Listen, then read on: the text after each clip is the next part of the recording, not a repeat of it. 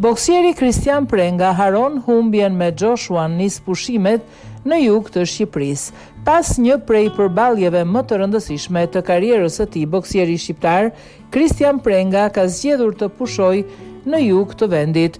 Prenga ka ndarë me ndjekësit në rrjetet sociale disa fotografi nga bregdeti shqiptar duke shijuar ditët e pushimit pas një periudhe intensive në ring. Bregdeti shqiptar, relaksohuni dhe rimbushuni, shkruan boksieri krahas fotove. Prenga vjen nga një përballje me ish-kampionin e botës në peshat e rënda Anthony Joshua në 25 korrik në Jeddah të Arabisë Saudite.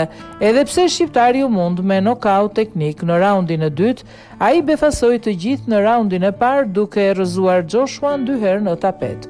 Joshua rriti të ngrihej dhe të përfundonte raundin, ndërsa në të dytin reagoi fuqishëm.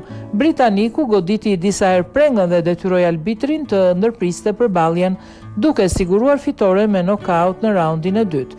Pavarësisht humbjes, paraqitja e Prengas në minutat e para të duelit bëri jehon të madhe në botën e boksit, pasi ai ishte shumë pranë një prej surprizave më të mëdha të vitit.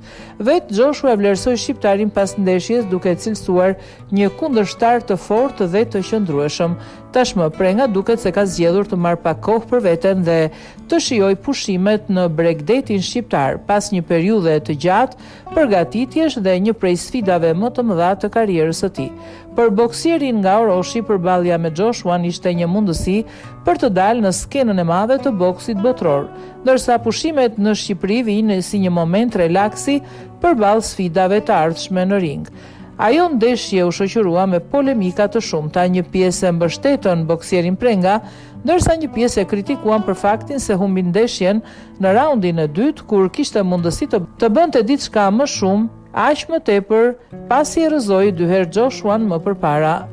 Mësohet se nga kjo ndeshje, fitimet e Kristian Prengës shkojnë mbi 3 milion euro.